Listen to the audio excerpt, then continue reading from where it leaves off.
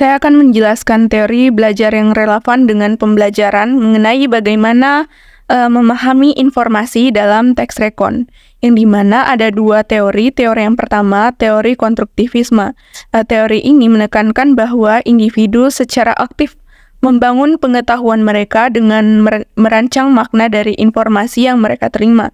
Nah, dalam pemahaman informasi dalam teks rekon, pembaca harus aktif dalam menggabungkan informasi dari teks dengan pengetahuan sebelumnya dan pengalaman mereka untuk membangun pemahaman yang lebih mendalam. Selanjutnya, teori yang kedua yaitu teori kognitif, di mana teori kognitif ini berfokus pada proses mental seperti memori, perhatian, dan pemrosesan informasi. Dalam teks rekon, penting untuk memahami bagaimana otak bekerja dalam menyimpan, mengelola, dan mengingat informasi dari teks. Selanjutnya yang kedua, teori belajar yang relevan dalam upaya membedakan antara fakta, opini, dan asumsi dalam teks rekonstruksi atau rekon, yaitu yang pertama ada teori kritis, yang dimana teori ini dapat membantu pembaca untuk mengidentifikasi dan menganalisis unsur-unsur dalam teks yang mencangkup fakta, opini, dan asumsi dengan kritis. Selanjutnya, teori yang kedua yaitu teori literasi kritis, yang dimana teori ini menekankan untuk bahwa pentingnya memahami konsep literasi kritis yang mencangkup kemampuan untuk membedakan antara berbagai jenis informasi dalam teks atau dalam sebuah teks. Baik, saya akan menjelaskan tentang teori yang relevan dengan materi mengelaborasi teks rekon dalam diskusi dan materi menyimak dalam bentuk video. Yang pertama adalah mengelaborasi teks rekon dalam diskusi. Dalam materi ini relevan dengan teori elaborasi. Teori ini menekankan pentingnya mengajukan pertanyaan dan berusaha untuk menjelaskan atau mengelaborasi informasi yang sedang dipelajari. Dalam konteks pembelajaran teks rekon dalam diskusi, siswa dapat menggunakan teknik ini dengan cara aktif bertanya tentang materi yang sedang mereka pelajari, merinci atau menggali lebih dalam informasi yang ada dalam teks, dan mencoba menghubungkan konsep-konsep yang berbeda untuk memahami konteks secara lebih mendalam. Hal ini dapat membantu meningkatkan pemahaman mereka tentang materi tersebut. Selain itu, teori elaborasi juga menekankan pentingnya mengaitkan informasi baru dengan pengetahuan yang sudah dimiliki oleh siswa. Dengan mengaitkan informasi baru dengan pengetahuan yang sudah ada, siswa dapat memperkuat pemahaman mereka tentang materi dan mempermudah proses retensi informasi. Selanjutnya, teori belajar yang relevan dengan materi menyimak rekon dalam bentuk video, yaitu adalah teori pembelajaran visual dan auditif. Teori ini mengakui bahwa individu memiliki preferensi belajar yang berbeda, termasuk preferensi terhadap visual dan auditif. Ketika siswa menyimak rekon dalam bentuk video, berikut adalah beberapa aspek yang bisa relevan. Yang pertama, pembelajaran visual. Siswa yang lebih suka pembelajaran visual akan mendapatkan manfaat dari visualisasi dalam video. Mereka dapat memahami konsep dan informasi dengan baik melalui gambar, grafik, atau animasi yang disajikan dalam video. Yang kedua, pembelajaran auditif. Siswa yang lebih suka pembelajaran auditif akan mendengar narasi, wawancara, atau percakapan dalam video. Mereka dapat meresapi informasi dengan lebih baik melalui suara dan penjelasan verbal. Dan yang ketiga, pembelajaran multimedia. Teori ini juga mendukung penggunaan multimedia dalam pembelajaran, di mana kombinasi visual dan auditif digunakan untuk menyampaikan informasi. Video dapat menggabungkan elemen-elemen ini untuk memberikan pengalaman pembelajaran yang lebih kaya. Keempat, efek dual coding. Teori ini juga merujuk pada efek dual coding, yaitu penggabungan informasi visual dan verbal dalam satu konteks pembelajaran. Ini dapat memungkinkan siswa untuk mengingat dan memahami informasi dengan lebih baik. Penting untuk diingat bahwa dalam pembelajaran menyimak rekon dan dalam bentuk video, penting untuk memahami preferensi belajar siswa dan mencoba menyajikan materi dengan berbagai cara untuk memenuhi berbagai tipe pembelajaran. Selain itu, aktivitas berinteraksi seperti berdiskusi tentang video atau membuat ringkasan juga dapat meningkatkan pemahaman dan retensi informasi.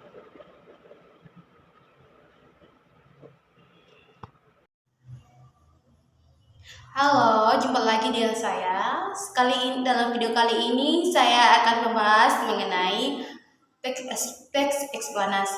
Nah, teks eksplanasi teori apa saja yang cocok digunakan dalam pembelajaran teks eksplanasi. Teks eksplanasi cocok digunakan dengan teori pembelajaran, tergantung pada tujuan pembelajaran dan konteks yang digunakan. Adapun teori pembelajaran yang cocok dengan teks eksplanasi adalah yaitu teori pembelajaran konstruktivisme. Teori konstruktivisme, pembelajaran dibangun oleh siswa melalui pengalaman, refleksi, dan konstruksi pengetahuan. Dalam teks eksplanasi, siswa dapat membangun pemahaman mereka sendiri tentang suatu konsep atau fenomena melalui membaca teks, memikirkan informasi yang diberikan, dan memahaminya dengan pengetahuan yang sudah ada. Nah,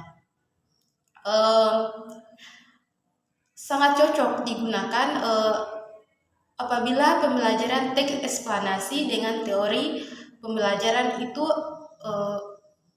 bisa digunakan dalam pembelajaran. Saya akan menjelaskan teori yang cocok untuk menyimak penjelasan sebab akibat melalui video. Teori belajar melalui pemodelan yang juga dikenal sebagai teori pembelajaran sosial atau teori pembelajaran observasional.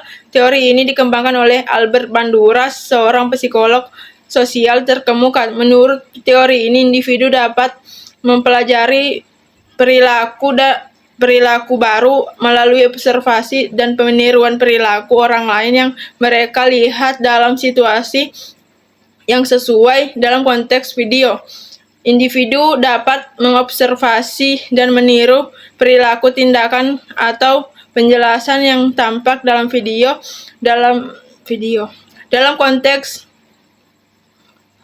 Dalam konteks penjelasan sebab akibat melalui dalam video, teori ini mengandaikan bahwa individu dapat mempelajari dan memahami hubungan sebab akibat melalui pemodelan yang disajikan dalam video. Melalui observasi dan peniruan perilaku dapat mengasimilasi penjelasan tersebut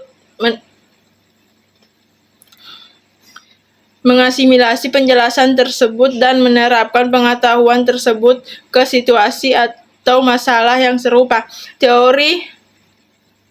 Teori belajar pemodelan menekankan pentingnya pemodelan yang efektif dalam video. Pemodelan yang efektif harus menunjukkan sebab akibat dengan jelas, menggunakan contoh nyata dan relevan, serta memberikan penjelasan yang tepat dan terstruktur. Dalam hal ini, video yang baik harus mampu menyampaikan penjelasan sebab akibat dengan cara yang jelas, terstruktur, dan dapat dipahami oleh pemirsa. Namun penting juga untuk menyadari bahwa teori ini adalah salah satu dari banyaknya teori pembelajaran yang relevan. Terdapat pendekatan lain seperti pembelajaran kognitif dan teori pemrosesan informasi juga dapat memberikan pemahaman yang baik tentang bagaimana individu menyimak penjelasan sebab akibat melalui video. Teori yang saya akan sampaikan selanjutnya yaitu teori yang dapat digunakan untuk menganalisis dan menjelaskan materi menggunakan teks eksplanasi. Berikut beberapa di antaranya. Teori retorika fokus pada cara-cara yang digunakan dalam komunikasi untuk meyakinkan, mempengaruhi, dan mengubah pemahaman pendengar atau pembaca. Dalam konteks teks eksplanasi retorika, teori retorika dapat digunakan untuk menganalisis bagaimana penulis menggunakan strategi strategi retorika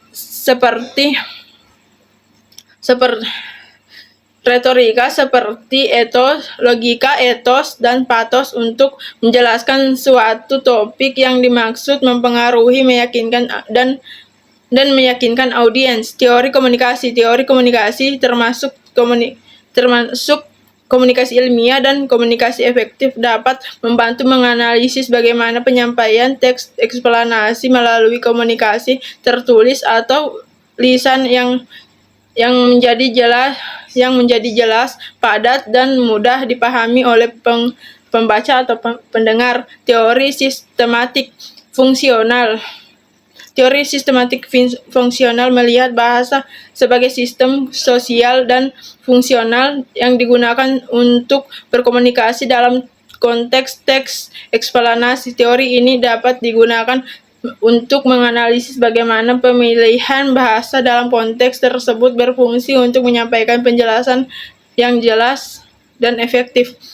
Teori kognitif fokus pada pemahaman, pengolahan informasi, dan proses kognitif dalam belajar dan memahami. Dalam konteks teks eksplanasi, teori kognitif juga dapat membantu menganalisis bagaimana informasi diatur dan disajikan dalam teks agar dapat dipahami oleh pembaca ataupun pendengar. Teori sosiokultural melihat konteks sosial dalam budaya dalam memahami. Teori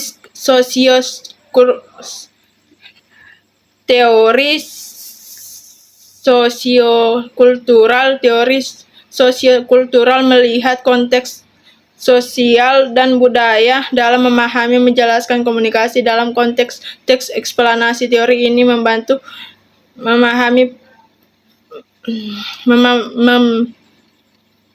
memahami pengaruh sosial dan budaya terdapat pemilihan dan penyampaian informasi yang efektif dalam teks tersebut.